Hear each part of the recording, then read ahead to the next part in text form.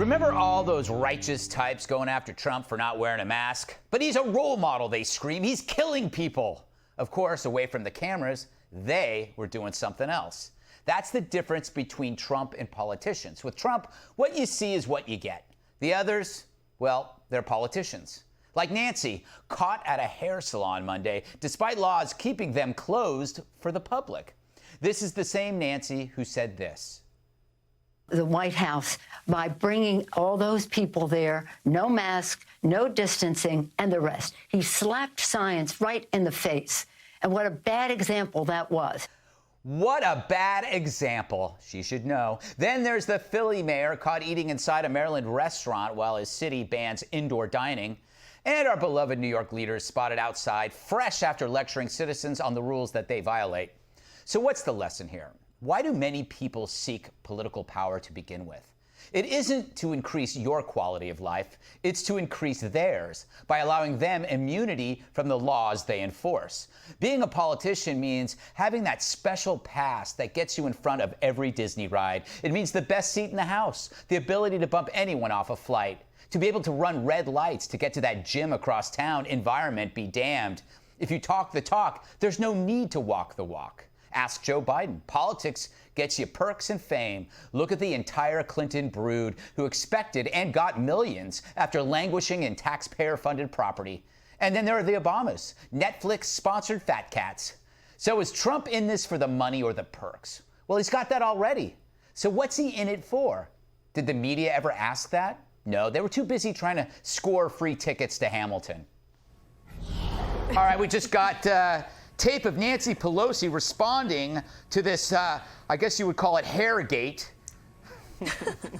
and she, Hairgate. That sounds like a product we would sell about 2 a.m. Hairgate. Anyway, okay. Let's just roll the tape. I'll shut up. This salon owes me an apology for setting up. It was clearly a setup. I take responsibility for falling for a setup by a neighborhood salon that I've gone to for years. So, Dana, she's taking responsibility for being screwed over by the salon, which is kind of interesting. I want you to comment on that, but also... I have to clap for her. Yeah, it was pretty clever. Is it sexist, Dana? Is it sexist to criticize Nancy over this? Or is it sexist to believe she deserves exemption because of her sex and not criticize it? Very difficult question for you to answer. I'm just going to criticize it. Okay. Whether sexist or not. I have to say, I did not see this one coming. No. I did not see this excuse coming. That is absolutely shameless brilliance. Matt Whitlock, if you don't follow him on Twitter, you really got to follow him. He put her press conference just there to the sound of the Veep credits at the end, because it really is something that you might see from them. Unbelievable. I do think it's also interesting, like when the way that she goes on, and it was like right after that she gave that interview saying that if the president isn't wearing a mask, he's going to kill people. And look, I think that it also proves that in a way they're just like us. Yeah. They want to be better than us, but they're not. That they still got to get their hair cut and they still got to do all of these things.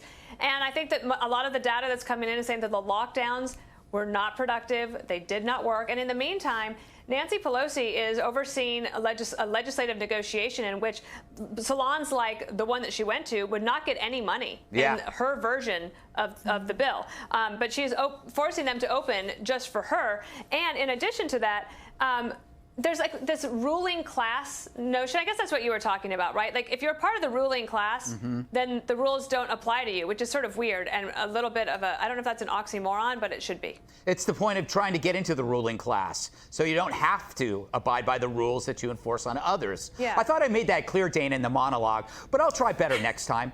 You know, Emily, I often wonder if beauty parlor hair is overrated. Like, it's why do we demand women of a certain age to go to a beauty parlor and they're put under these massive machines? I'll show you some of these pictures because these things are quite frightening and intimidating. I don't know where they come from. Who's that guy who keeps walking behind me? But look at this. I find this quite disturbing. Where do you stand on this incredible scandal that is basically breaking the world wide open right now? Well, look, I am grateful for each and every one of those machines. I'll tell you right now, Greg. These guys have been surfing the hypocritical wave for decades. No one should be surprised. There have always been two sets of rules, right? For those who make the laws and for those who have to follow them. From Chappaquiddick to Bill Clinton to the Slush Fund, from FOIA to OSHA to the Ethics in Government Act of 1978, those rules don't apply to Congress. Those laws don't apply to Congress. It's the reason why the mayor here of Seattle, Jenny Durkin, gets a 24-hour off-duty police security detail while the residents around Chaz go law enforcement free. And why your mayor de Blasio there in New York rolls in a caravan of SUVs to the gym every day while the rest of you have to comply with environment ethics. I mean, the entire thing is absolutely transparent, and the worst part is that we expect it. Last month, our approval rate of Congress was 21%, and there's a record low of 17%. We talk about privilege in this country and people who have privilege. There is no more privileged group in this country than those entrenched incumbents on the Hill. Absolutely right. Juan, do you agree with me that Nancy Pelosi should go to jail and serve at least 3 to 5 years for what she's done? Wow, you know what? You are so kind. I think you're going easy on her, Greg. Yes. I mean, to me, I thought, boy, if she walked through that parlor and she was holding a pint of ice cream, that would really, really have set her off. Remember when she had ice cream on James Corden behind her? The president ran an ad about it, right? He said, "Oh, look, Nancy Pelosi and the elites are eating fancy ice cream." So I think, look, she opened herself to this charge of hypocrisy. By the way, Emily, I think the rich are the ones who are privileged in American society by far. They're the ones who get to the front of the line in Disney, I can tell you. But to my mind, she did, you know, I think a service to right-wing memes and right-wing commentators who want to say, hey, Nancy Pelosi, you are a hypocrite. Now, I will say, you know, she didn't put anybody else at risk. I think that's the best argument. I don't like what she said about the salon. If she's going to be a responsible person, take responsibility. But she didn't put anybody else at risk. And I can't say that about the Republican National Convention at the White House. I can't say that about the rally in Tulsa where people got sick and or some the protests, died. So the massive protests and the rioting and the looting. No, because I don't know about they're people wearing masks. In other words, no politician was leading that. But I will say, you know what I want to say? The biggest hypocrisy of the day, I think, goes to Melania Trump, who was found to have been using private email server while at the White House. I think Hillary Clinton's somewhere eating ice cream and laughing. Yeah, but she didn't acid wash it. I think that's what it was called. She was a Secretary of State. Yeah. You know, so Jesse, I realize that you're in a tight spot. On one hand, this is great for Trump and bad for the Democrats. But on the other hand, you're vain, and you understand Nancy. I do, and I want to talk about that. I want to wade into the whole sexism thing, so if Dana will virtually hold my hand here, I'm about to make some stereotypical announcements. Okay. It is true that women are more beautiful than men, and that women, because they're more beautiful, maybe spend more time maintaining their beauty. And that women's hair is longer than men's hair and needs to be maintained more. And as you mature, perhaps you may need to color said hair more often. Now, am I doing okay so far? No. Okay.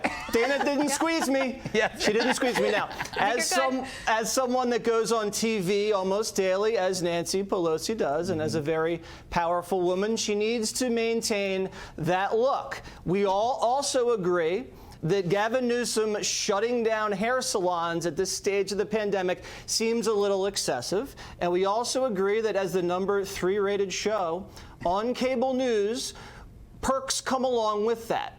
And we all love our perks. We also know that each of us maybe has kind of gone astray when it comes to the regulation and maybe have let our mask slip down below our mouth on occasion. So we understand what Nancy did, and she's just like the rest of us, Greg. The only difference is she doesn't walk the walk. Yeah. Because she's a hypocrite. Yeah. All right, well... we got through that with no squeeze. Jesse, hang on, Greg. Yes? Hey, Greg, I want to know what perks Jesse's getting. I'm not getting any perks. What's going on Well, here? your life is a perk.